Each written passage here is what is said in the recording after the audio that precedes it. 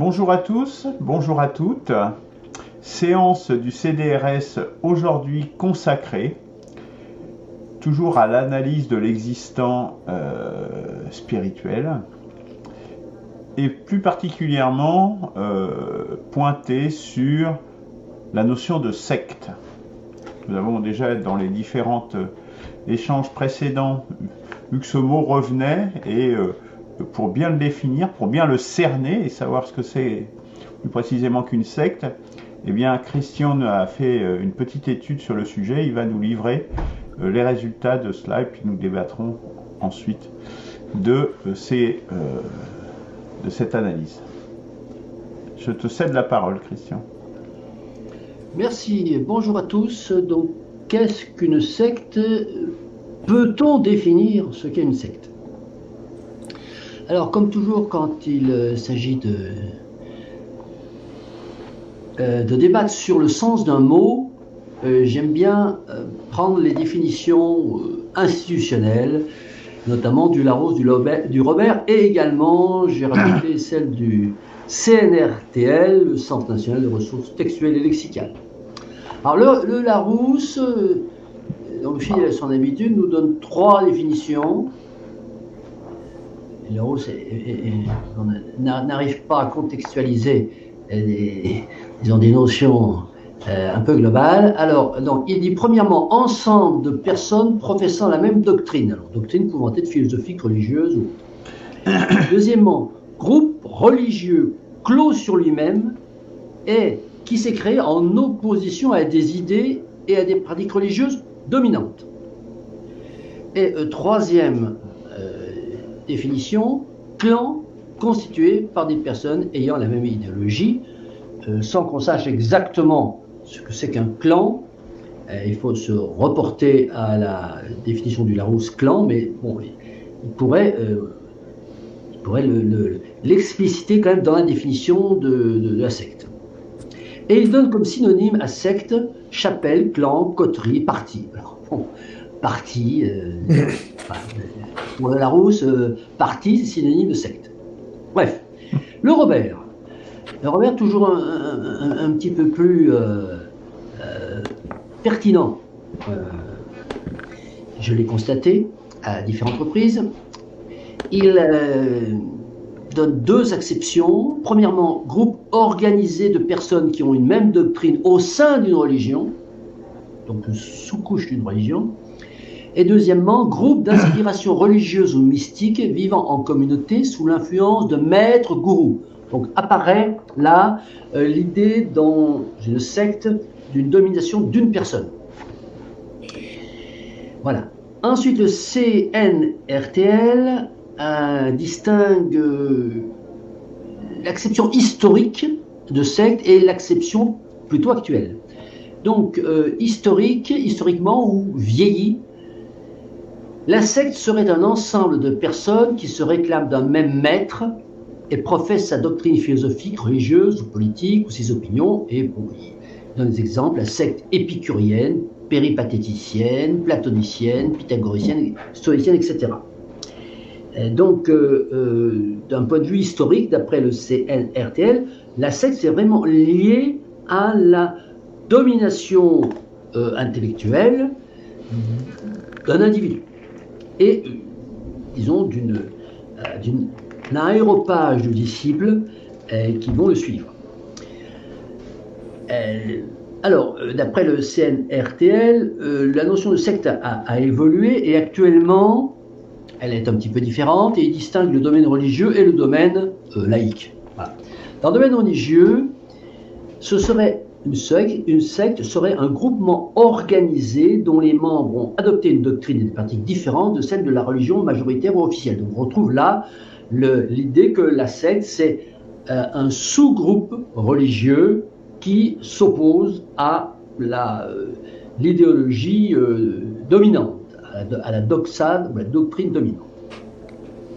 Et en particulier, péjorativisation de cette acception, organisation d'inspiration religieuse ou mystique, dont les membres vivent en communauté et sous l'influence d'une ou plusieurs personnes. Donc, on rajoute une couche, c'est d'autant plus sectaire qu'il y a une personne qui domine. Pour ce qui concerne l'interprétation, l'acception du mot secte dans le domaine laïque, le CNRT, elle, nous dit que ce serait tout groupe idéologique clos qui suit un leader dissident de la doctrine générale et qui se caractérise par le fanatisme et l'intolérance de ses membres. Alors là, apparaît une nouvelle notion accolée à la secte, c'est la notion de fanatisme et d'intolérance, qui semblerait, d'après CNRTL, être une interprétation plutôt nouvelle et qui n'existait pas dans l'Antiquité. Deuxième variante, première variante, ensemble minoritaire de personnes ayant un trait commun, physique, intellectuel ou autre, qui les différencie des autres. Voilà, donc là, on a l'acception un peu, je dirais, identitaire, hein, on voit toutes les manifestations et dérives identitaires actuelles qui pourraient se rattacher à la notion de secte. Et puis, pour illustrer cela, il nous propose deux locutions, hein, avoir l'esprit de secte, qui signifie avoir l'esprit étroit et fanatique, qui montre de l'intolérance, et puis faire secte, se distinguer des autres par des opinions singulières, recruter des paysans enthousiastes. Donc voilà pour ce qu'on trouve dans les ouvrages de référence lexicaux sur secte. Alors je me suis intéressé à la déclinaison, disons, adjectif sectaire, adjectif qui en fait s'est substantivé dans le temps, puisqu'on peut dire un sectaire. Alors le Larousse nous dit que, bon évidemment, il y a, que ce soit le Larousse, le Robert ou le CNRTL, nous donne une définition de sectaire en tant qu'adjectif, ceux qui appartiennent à une secte. Mais ce qui est intéressant, c'est de voir quelle interprétation spécifique peut avoir le mot sectaire une fois qu'il est substantivé. Le Larousse nous dit qu'il se dit de quelqu'un qui, par intolérance ou étroitesse d'esprit, se refuse à admettre les opinions différentes de celles qu'il professe. Donc on voit apparaître une notion nouvelle qui dérive bien entendu de tout ce qu'on a dit jusqu'à présent, c'est le refus du débat contradictoire. Le revers, bon, toujours pareil, adjectif qui concerne les sectes, très bien, mais également personne qui fait preuve d'intolérance et d'étroitesse d'esprit en politique ou en religion. Donc là, on a, ils s'alignent tous les deux sur cette même idée. Et le CNRTL, un peu la même chose, qui fait preuve d'intolérance plus ou moins agressive et étroitesse d'esprit à l'égard des opinions religieuses, philosophiques ou politiques d'autrui. Voilà. Alors, bon, en globalisant tout ça, ou en résumant tout ça, ou en synthétisant tout ça, on peut dire qu'une secte, c'est une communauté humaine dont les membres suivent avec rigueur une même doctrine, qu'elle soit religieuse, philosophique ou politique. Et on peut dire aussi qu'actuellement, le terme ne fait pas l'objet d'un consensus sémantique, et encore moins, on va le voir, d'une définition juridique, voire judiciaire, universelle. Universelle en France et dans les autres pays. Mais, point intéressant à noter, c'est plutôt l'acception négative de la secte qui prédomine aujourd'hui dans l'esprit commun, avec cette association à l'idée d'intransigeance, de contrainte psychologique, voire, on en parlera un petit peu plus loin, voire de manipulation mentale. De ce fait, les sectes sont caractérisés comme des groupes fermés au monde extérieur, souvent dirigés par un chef charismatique, un gourou, dont l'autorité ne se discute pas et qui peut être entouré d'une forme de vénération pouvant aller plus ou moins loin. Alors, cette connotation négative dans l'esprit commun du terme secte, elle est récusée, non seulement par les groupes visés, bien entendu. Non, nous n'acceptons pas d'être dénommés secte si on définit ainsi un mot secte, mais elle est réfutée aussi par un certain nombre de juristes et de sociologues, dont les membres, dont le CESNUR, qui est le Centre pour l'étude des nouvelles religions, et qui dit qu'il n'y a pas de secte. Ah, ça n'existe pas. Alors, il faut noter que le mot secte n'a pas de connotation péjorative en anglo-saxon, en anglais. Le mot secte, S-E-C-T, est plutôt neutre, comme c'était le cas d'ailleurs du mot français à l'origine. En revanche, chez eux, le mot culte, C-U-L-T, désigne ce que le français entend actuellement par secte. Secte, pour eux, c'est culte. Alors qu'en français, le mot culte ne possède pas, inversement, ne possède pas de connotation péjorative. Alors, un petit peu d'histoire. Et en chinois, alors Ah ben, j'en sais rien, mon cher ami. Je n'en sais fiche rien. Voilà. Et mettons un peu d'animation dans cet exposé aride. Alors, l'Antiquité ne donnait pas de connotation négative au terme secte, mais par contre, elle faisait une distinction entre une religion licite ou non. Et c'est en tant que religion illicite que les croyances et les usages des premiers chrétiens, d'ailleurs, au début du XIIe siècle, furent qualifiés par Pline le Jeune de superstitions déraisonnables et sans mesure. De même, mais avec plus de sévérité et surtout avec une agressivité qu'on ne retrouve pas chez Pline, le polémiste hellénophone Celse, dans un pamphlet rédigé vers 170, accusa les chrétiens de vouloir miner l'ordre social et former un État dans l'État. Donc on voit là, le pointage sur les sectes d'une volonté, la théorie du complot, comploter pour renverser l'État. Une secte, ça complote aussi pour renverser l'État. Et les chrétiens étaient accusés de cela, si l'on en croit cet hellénophone. Entre autres griefs, il leur reprochait de nuire à la santé publique en détournant le peuple,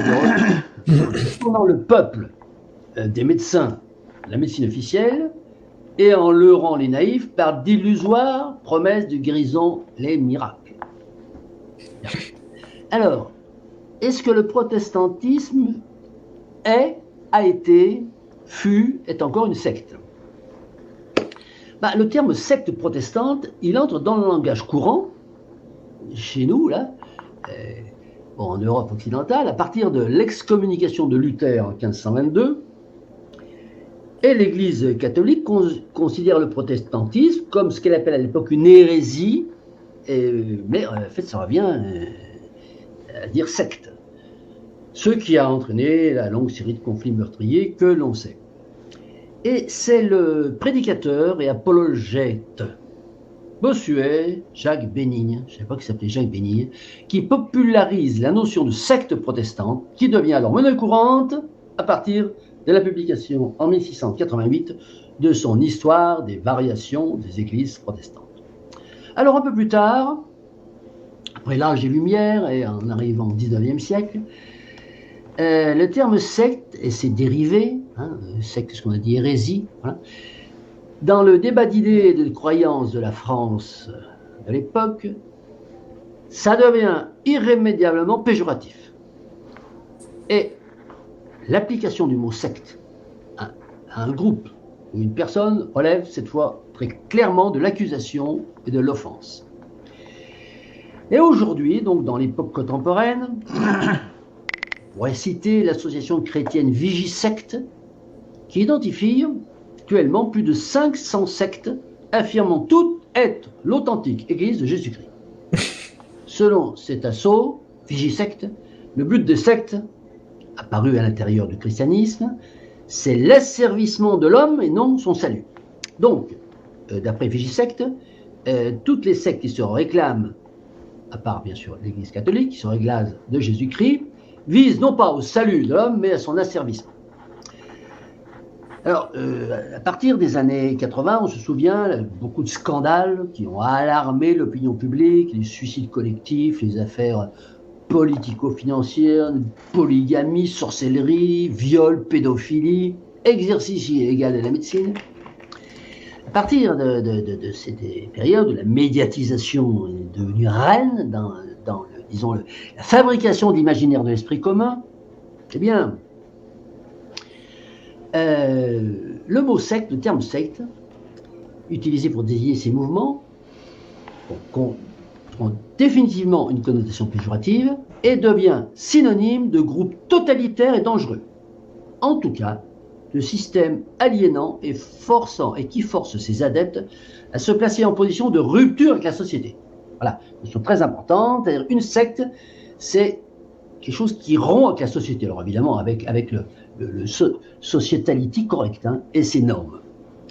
Récemment, certains de ces mouvements ont même investi le créneau commercial du développement personnel et de la psychothérapie, et la Miviludes, dont on va reparler quelques instants. Miviludes est la mission interministérielle de lutte contre les sectes et ses dérives. Dans son rapport de 2009, tire la sonnette d'alarme sur les psychothérapeutes sectaires et elle contribue à installer en France une régulation de la profession et des psychothérapeutes pour éviter que, d'après elle, il y a des dérives sectaires dont on verra ensuite qu'il y a 8 critères. Alors, avant la Miviludes, ça s'appelait MILS, ça s'appelait Mission interministérielle de lutte contre les sectes en France, hein, qui a pondu en 1999 un rapport et qui donnait sa définition de la secte. 2 points. Association de structures totalitaires déclarant ou non des objectifs religieux dont le comportement porte atteinte aux droits de l'homme et à l'équilibre social. Alors, porte atteinte aux droits de l'homme et à l'équilibre social, est-ce que ça veut dire très, très exactement en fait, viole la loi. Bon, là, on a une définition plus floue, ça porte atteinte aux droits de l'homme. Est-ce que une secte, c'est systématiquement quelque chose qui viole la légalité? Alors, on arrive donc, avec cette réflexion, au contexte juridique du mot secte. Bon, il faut reconnaître qu'en France, je considère que c'est plutôt un bon point, la loi a toujours refusé de définir, de façon légale, vous savez, quand on écrit un texte de loi, de définir ce que c'est qu'une secte. Donc, à la question qu'est-ce que c'est qu'une secte, on ne va pas trouver, en France tout au moins, et d'ailleurs dans le monde non plus, ailleurs dans le monde non plus, une définition juridique, définition législative, afin de ne pas porter atteinte aux libertés de conscience, d'opinion et de religion constitutionnelle qui sont affirmées à plusieurs reprises et à plusieurs endroits dans le bloc constitutionnel. En revanche, la France condamne, enfin la loi française, elle condamne, elle définit ce qu'elle appelle les dérives sectaires. Voilà. Donc, on ne définit pas ce que c'est qu'une secte, on ne pénalise pas une secte, mais on crée une notion qui s'appelle dérive sectaire et on va légiférer sur la notion de dérive sectaire. Alors, dérive sectaire, qu'est-ce que c'est? C'est les comportements abusifs des organisations et de leurs dirigeants en ce qu'elles sont ou qu'elles seraient attentatoires aux droits de l'homme ou aux libertés fondamentales ou qui constituent une menace à l'ordre public. Voilà, donc. Ou plus clairement, contraires aux lois et aux règlements, et qui sont commises dans le cadre particulier de l'emprise mentale de personnes vulnérables. Alors, vous voyez un peu la difficulté, quand on a fait un peu de droit, la difficulté de caractériser ce type d'infraction. Hein, parce que ce type d'infraction, c'est une architecture, c'est un empilement de notions floues qui ne facilite pas, bien entendu, de caractériser l'infraction. Voilà, dans le cadre d'une instance, d'une instruction judiciaire précise. Alors, donc cette notion négative de secte fondée sur la notion de manipulation mentale est particulièrement difficile à distinguer, on l'a bien compris, et à caractériser, mais également à distinguer de l'endoctrinement religieux. C'est-à-dire, comment est-ce que le juge où l'interprète de la loi va faire la distinction entre l'emprise mentale et l'endoctrinement religieux. Est-ce qu'un endoctrinement religieux, c'est une emprise mentale?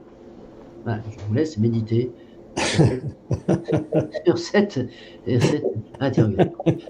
Alors, ou politique. La très forte médiatisation du phénomène sectaire, on veut parler de phénomène sectaire, a pu conduire l'opinion publique à amalgamer entre elles des organisations aux aspirations pourtant très différentes, ainsi que par le même thème générique de secte, on a désigné aussi bien des groupes criminels, dangereux, pédophiles, polygames, totalitaires, que des nouveaux groupements religieux, ésotériques ou simplement excentriques, c'est-à-dire en décalage avec la société, mais qui n'ont jamais été coupables de tels actes.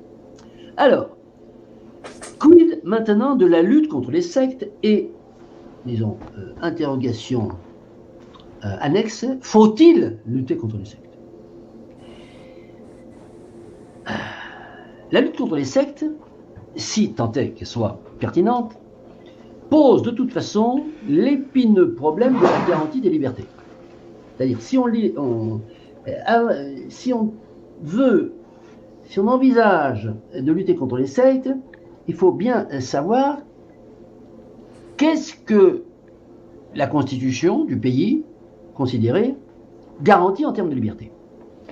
Alors, il y a un débat qui oppose depuis longtemps, depuis qu'on est dans cette affaire de lutte ou pas contre les sectes, entre ceux qui pensent que face au mouvement considéré comme sectaire et dangereux, l'autorité, c'est-à-dire les maîtres du pouvoir, se doivent d'intervenir préventivement pour protéger les citoyens du fait qu'ils pourraient aller dans une secte, et d'un autre côté, ceux qui estiment que l'État n'a pas le droit d'enfreindre les libertés de religion et d'association des citoyens, et qui se fondent sur l'aberration conceptuelle. Ils considèrent que c'est une aberration conceptuelle de croire qu'un individu qui choisit d'entrer dans une secte n'exerce en fait aucune volonté autonome.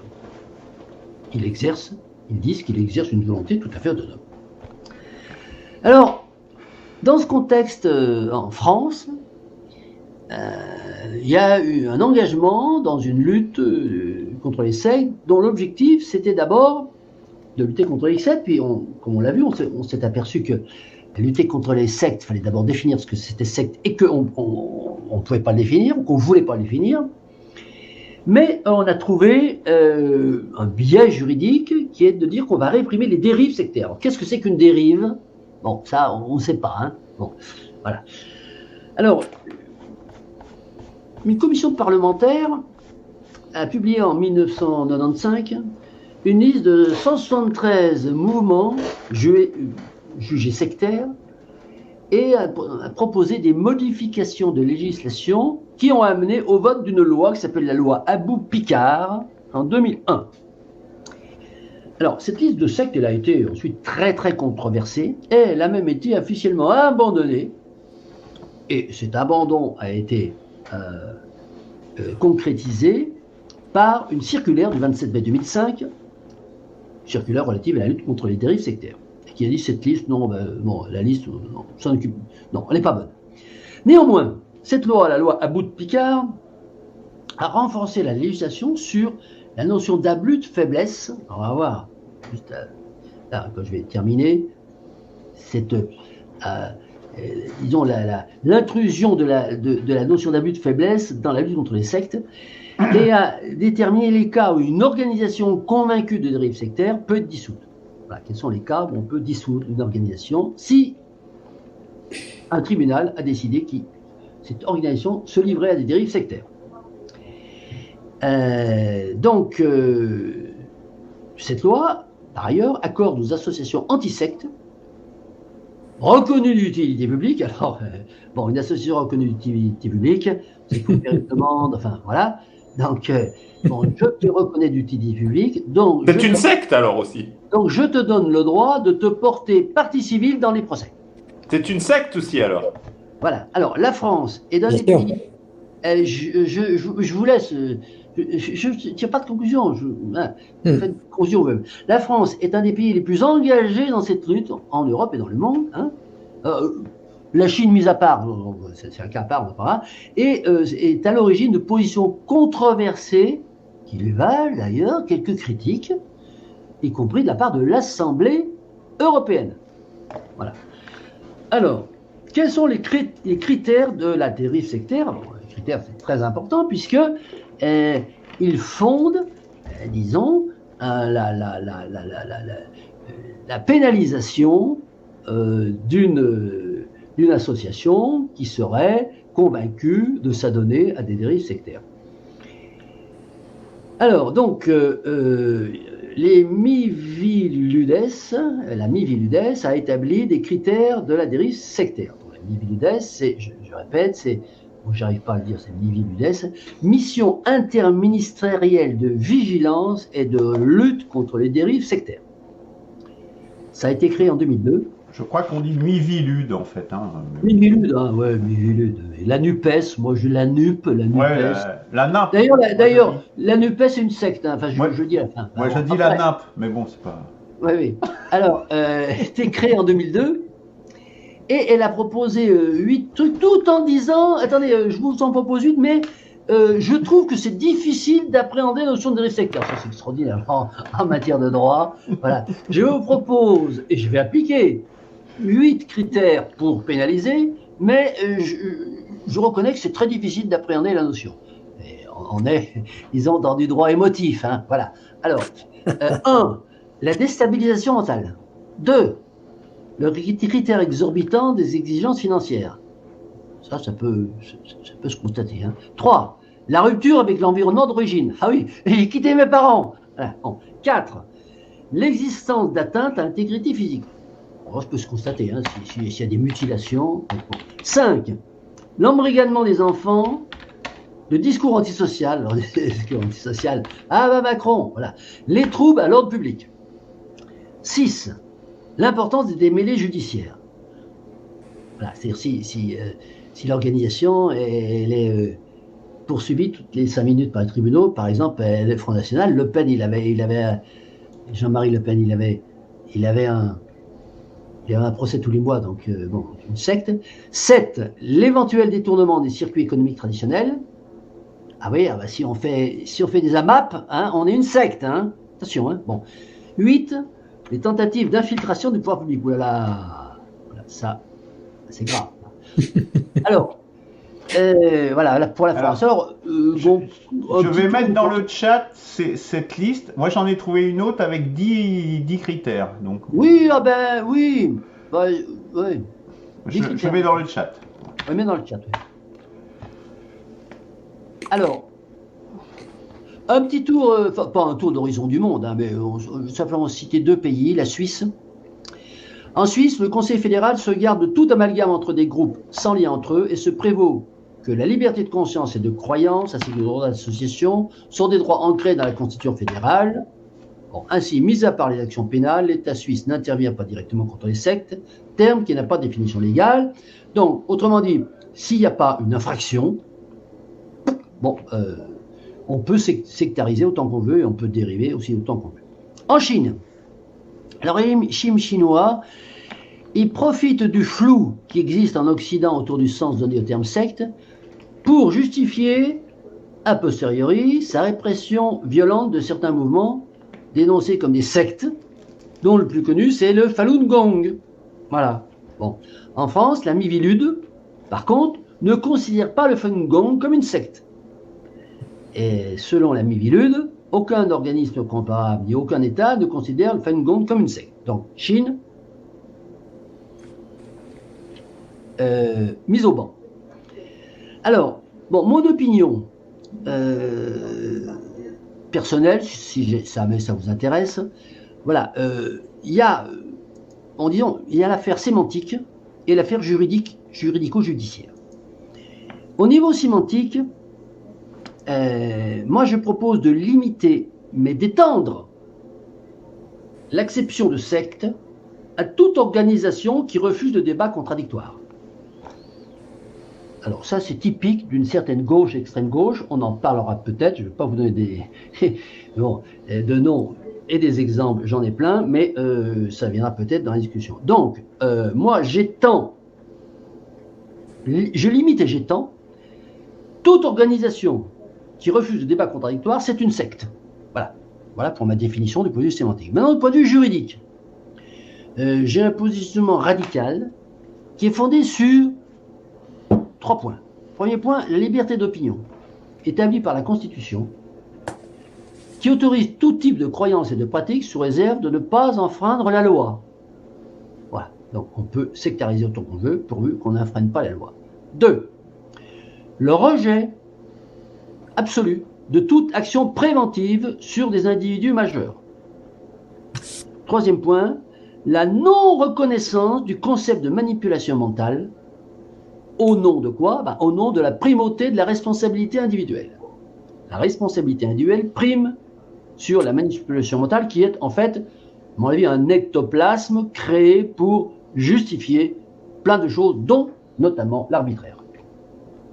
Alors, il y a le cas particulier de l'abus de faiblesse, qui, à mon sens, doit être traité indépendamment d'une éventuelle qualification de dérive sectaire. Alors, bon, on n'a pas assez de temps pour voir comment l'abus de faiblesse est utilisé comme alibi ou paravent dans les actions contre les sectes, et qui doit être utilisé strictement dans le cadre de la loi, c'est-à-dire se baser sur 2 points, c'est-à-dire définition, qu'est-ce que c'est qu'une vulnérabilité, âge, maladie, handicap physique ou mental. Et 2e point, préjudice financier. Il n'y a pas d'autre préjudice que le préjudice financier. Donc c'est uniquement dans ce cadre-là qu'on doit appréhender l'abus de faiblesse et qu'il peut éventuellement être partie prenante dans une affaire de dérive sectaire, mais en restant strictement dans le cadre de la loi. Voilà, j'en ai terminé, je vous remercie. Est-ce que tu peux répéter tes 3 critères là? Ta liberté d'opinion.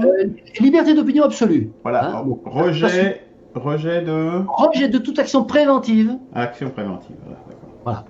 Et non reconnaissance du concept de manipulation mentale. Éjection totale du concept de manipulation mentale dans le corpus juridique, avec, disons, ce cas particulier de l'abus de faiblesse.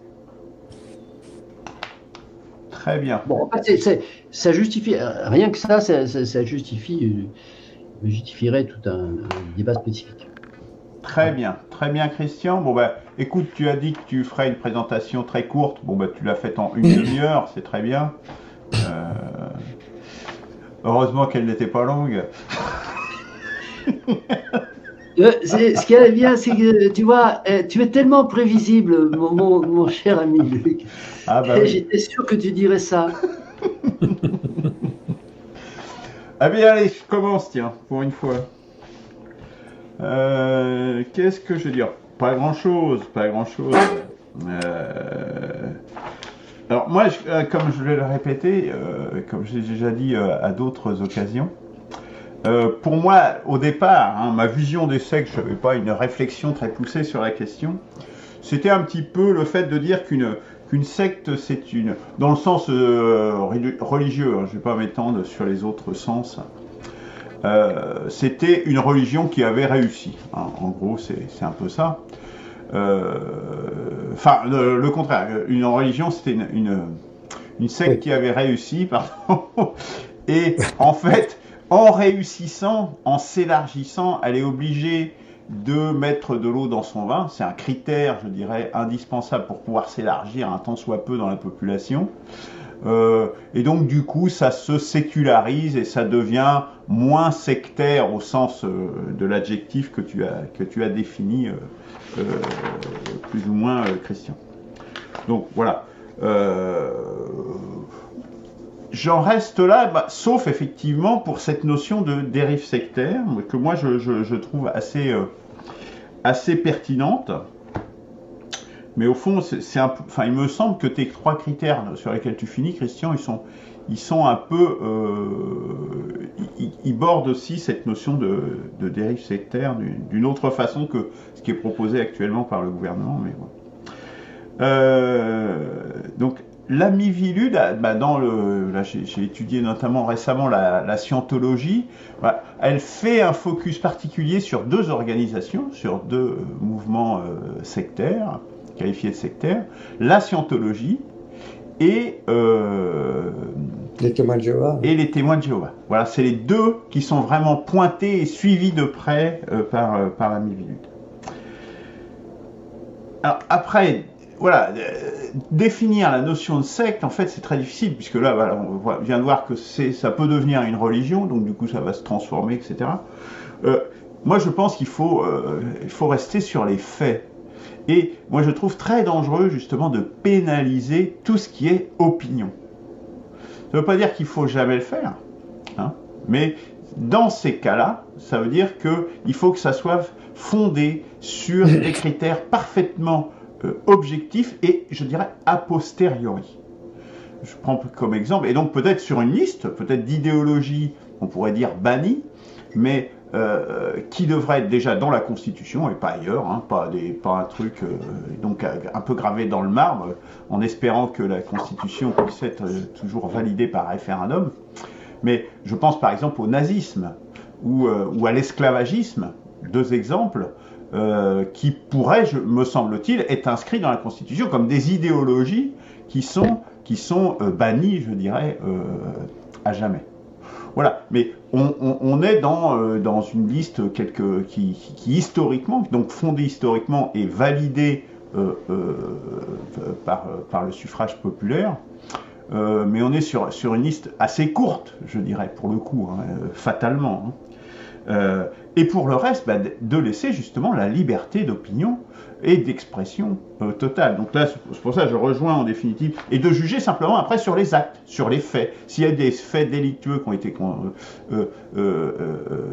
réalisés par un certain nombre d'organisations, eh bien, les pénaliser à ce moment-là. Parce qu'on voit bien aujourd'hui qu'on a une pénalisation de tout un tas d'actions, plutôt que d'actions d'idéologie. Hein.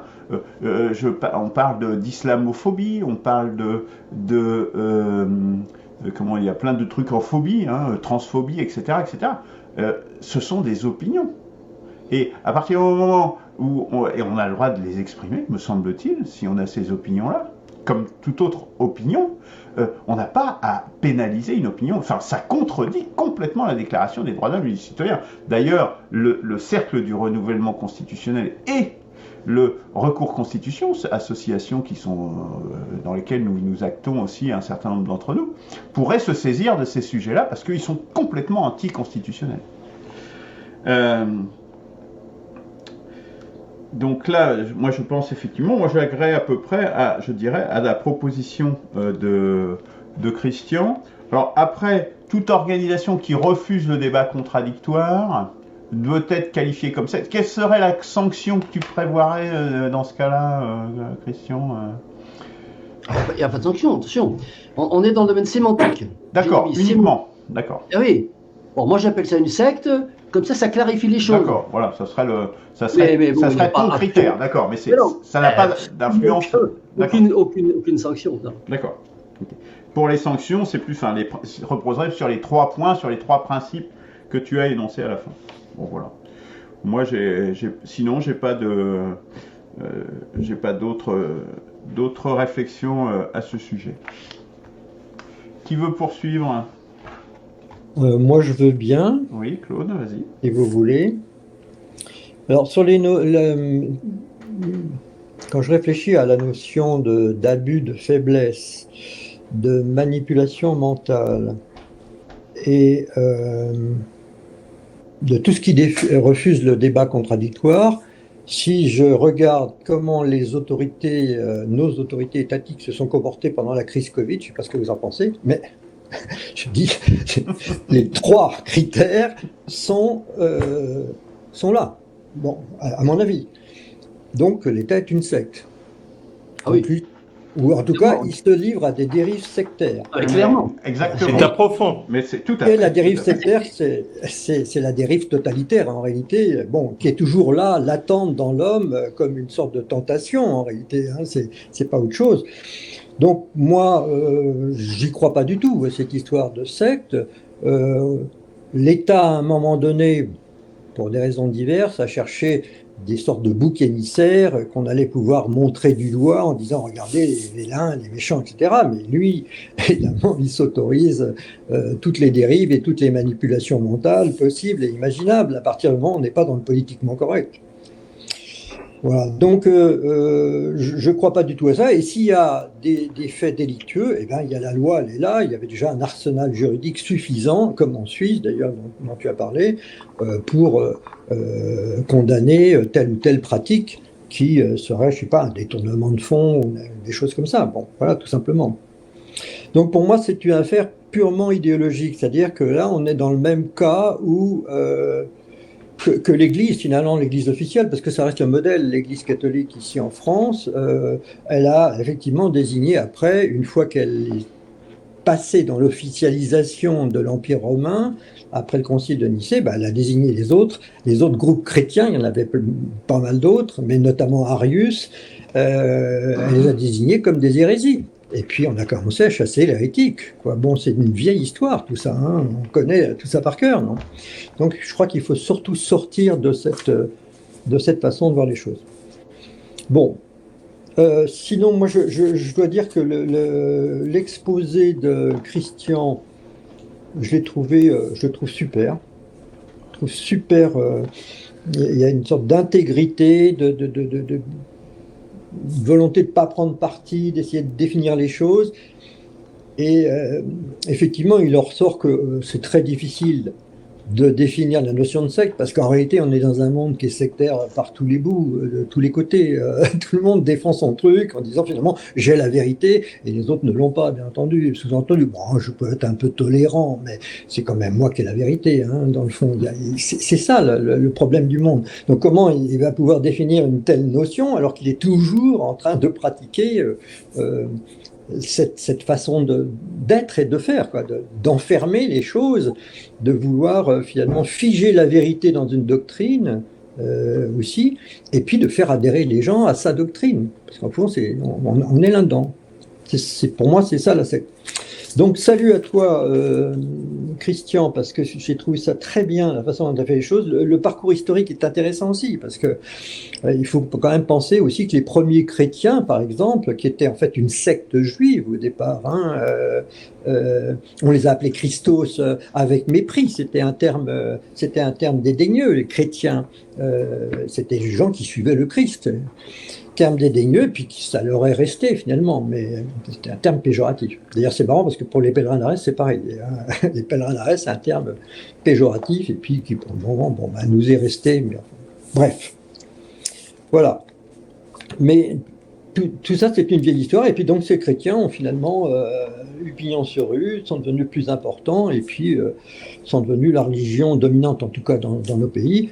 Mais après, tout ce qui était évidemment à l'encontre de ce qu'elle était, a été désigné comme secte. Les protestants, bien entendu, et les différents protestantismes. Mais quand on regarde dans l'histoire du protestantisme aussi, le nombre de groupes qui n'arrêtent pas de se scinder, vous voyez, parce qu'on cherche une doctrine à laquelle croire.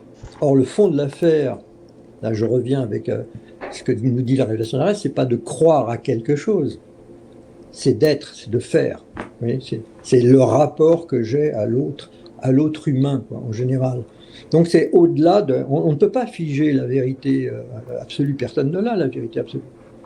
Donc pourquoi je veux montrer du doigt un tel, chacun cherche, voilà, qui reste honnête, et puis s'il y a des problèmes délictueux, à ce moment-là, ça se règle par la loi et les tribunaux. Voilà. Mon point de vue. En tout cas, merci Christian, parce que j'ai trouvé ça très, très intègre, très, très intéressant. Tout ce qui refuse le débat contradictoire, je ne serais même pas sur cette base-là, personnellement, parce que, après tout, c'est aussi la liberté de certains de refuser le débat contradictoire. Mais bon. Mais sinon, pour moi, la liberté d'opinion devrait être absolument, et de conscience, devrait être quelque chose d'absolu. Sinon, on ferme toute recherche nouvelle de l'homme vers lui-même, quoi. S'il y a quelque chose qui est décrété dans ce domaine-là. Voilà, pour mes petites remarques personnelles. Merci beaucoup, Claude. Je vois que tout le monde converge en fait sur, on va voir ce que va nous dire Eberhard, mais sur le fait que effectivement la liberté de conscience et d'expression doit être absolue, sinon ça n'a pas de sens. Eberhard, est-ce que tu as confirmé mon pronostic? Oui, non, c'est très bien. Je fais mon animateur là un petit peu. Hein. C'est très bien ce que nous a fait Christian. Donc bon, j'introduirai juste quelques autres notions, mais qui sont parallèles en fait. La notion de rationalité, la notion de libre arbitre. Donc tout ce qui n'empêche pas le libre arbitre, c'est bienvenu. Donc vive la liberté. Donc oui, effectivement, j'avais pensé aussi le Covid empêche le débat contradictoire. Donc tout ça, c'est clair, et je continue puisque c'est même plus l'État en fait qui empêche le débat contradictoire. L'État délègue à des structures comme YouTube et à tous les réseaux sociaux le fait de censurer. Et quand on commence à être d'une critique, je connais notamment un colonel de l'armée américaine qui était très critique vis-à-vis de cette guerre de l'OTAN contre la Russie en Ukraine, il a dû dire quelques mots un petit peu plus chauds que d'habitude. Ils l'ont tout simplement supprimé son compte YouTube. Il s'appelle Scott Ritter, ce colonel en question. Donc voilà, et sous prétexte de hate speech, donc discours de haine. Voilà, donc tout ça, ça rentre dans toutes dans ce système. J'ai vu aussi un des commentateurs qui fait tous les jours en fait ce qui se passe sur le front.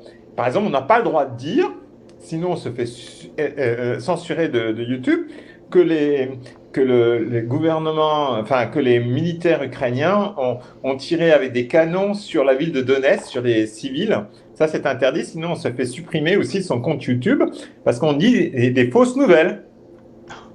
Voilà, donc voilà tout. Donc bienvenue Roel, bienvenue voilà.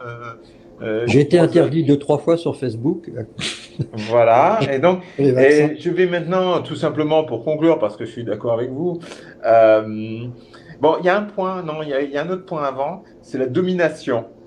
Mais on peut très bien dominer quelqu'un si on a découvert le Christ dominait ses disciples et ils l'ont suivi, mais de leur propre gré. Hein. Donc on peut très bien dominer quelqu'un. Donc en fait, le fait de vouloir dominer intellectuellement. Après, il y a les différents types de domination.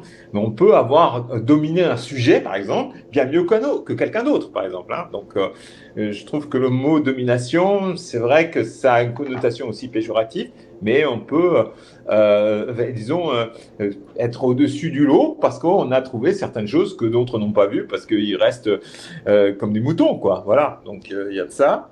Et enfin, bon, conclure, c'est que j'aime bien en Inde parce qu'ils ont des milliers de sectes, mais les Indiens, en général, sauf quelques exceptions, sont pas sectaires. Alors que nous, on n'a pas beaucoup de sectes, mais on est très sectaires. Donc, c'est un problème de société, de civilisation, parce que nous avons eu justement une église très sectaire.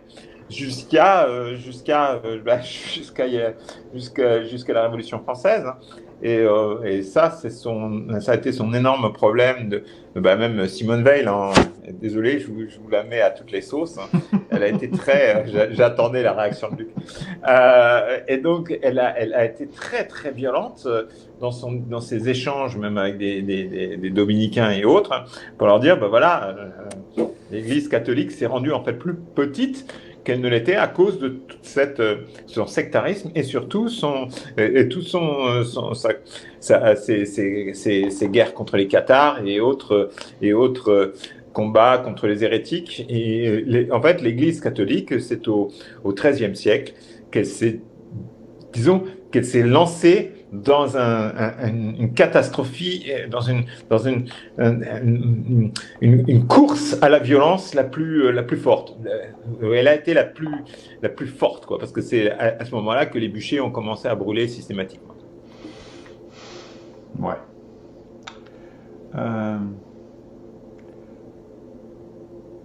Christian, est-ce que tu veux rajouter quelque chose ?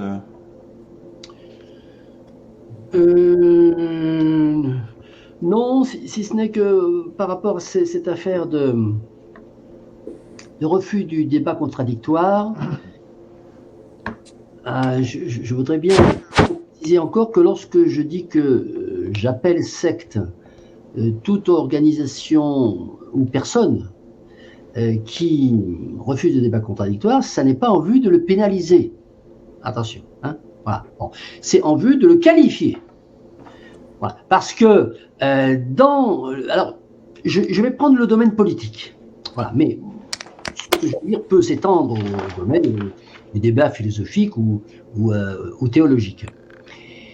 Dans le domaine politique, on a un certain nombre d'organisations qui disent on ne discute pas avec n'importe qui.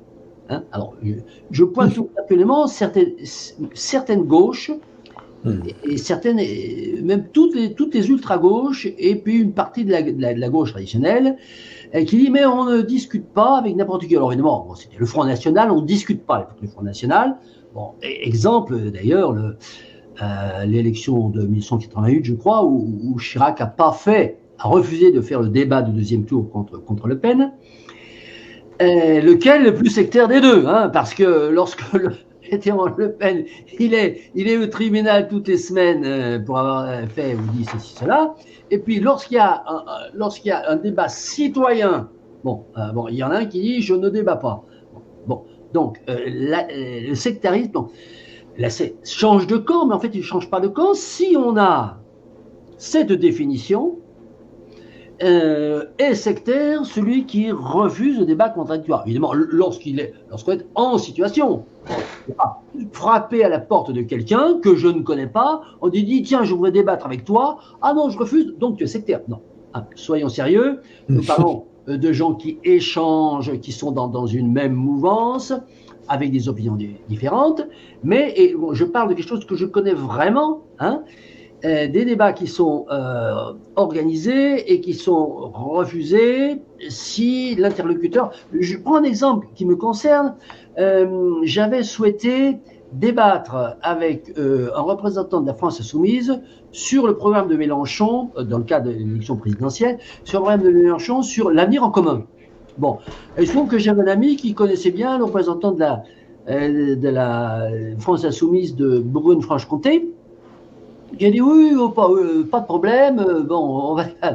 Ouais, j'avais pris le première place en commun, puis bon, j'avais mis les commentaires, des questions sur tout ça, bon, question. Et puis, au dernier moment, le représentant local a dit non, je ne veux pas débattre avec le RU, il est trop radical. C'est-à-dire, il pose des questions pénibles. On ne peut pas débattre avec lui. Voilà, bon. Voilà un mouvement sectaire. Exemple. Merci, Christian. Et une attitude sectaire, en tout cas. Oui, oui, exactement. Forcément. Tu fais bien de le pointer sur la gauche, effectivement, mais je crois que... On ne retrouve pas ça à droite, hein. On trouve beaucoup moins ça à droite, et moins à l'ultra-gauche aussi, hein, que j'ai eu l'occasion et que j'ai eu l'occasion de fréquenter de temps à autre. Mais c'est vraiment, et je pense que c'est vraiment une volonté d'enfermement, parce que je pense qu'il y a un certain nombre d'arguments qui sont... sur lesquels ils ne sauraient pas quoi répondre, et ils préfèrent donc fermer les écoutilles pour pas que les adeptes, j'emploie ce mot, il me vient naturellement, sans que j'y réfléchisse, ne puissent entendre et puissent ouvrir leur chakra justement à d'autres façons de penser. Pour juste compléter là-dessus, je crois que pour faire un peu le parallèle avec l'Église, l'Église avait le pouvoir politique ou indirectement jusqu'à la Révolution française. Donc, elle faisait la pluie et le beau temps. Et comme il n'y a plus de pouvoir de l'Église, ceux qui veulent pouvoir contrôler le pouvoir, ils se sont retransposés, donc ils sont partis du système religieux, ils se sont retransposés sur la dimension politique. Tout à fait. Voilà, c'est eu un transfert en fait. Et on les retrouve les mêmes, dans la même mentalité. Et médiatique aussi. Ouais. Tout ça, ça Très fait bien. partie. Bon, ouais. Merci messieurs, je pense qu'on arrive au bout de notre discussion. Moi, vous vouliez encore dire autre chose. Ah oui, juste un truc sur la domination, sur la notion de domination que tu disais, Everhard. Effectivement, alors domination a une connotation péjorative, mais je suis assez d'accord avec ce que tu dis. Hein, je me permettrai de conclure là-dessus. Parce que les intelligences, qu'on le veuille ou non, que ça plaise ou non, et les talents ne sont pas égaux parmi les hommes. C'est juste un fait. C'est pour ça qu'il faut que la loi soit égale, justement, notamment peut-être parfois compensée, mais l'égalité devant la loi est tout à fait fondamentale, mais parce que notamment l'égalité des hommes en tant que tels, dans leur talent, dans leur intelligence, dans toutes leurs dimensions, physiques et autres, n'existe pas. Voilà, bon, c'est un peu une conclusion, si vous me permettez. Merci. Personnellement, pour moi, ça reste discutable, ce que tu viens de dire, Luc, mais bon, on en reparlera une autre fois. Oui,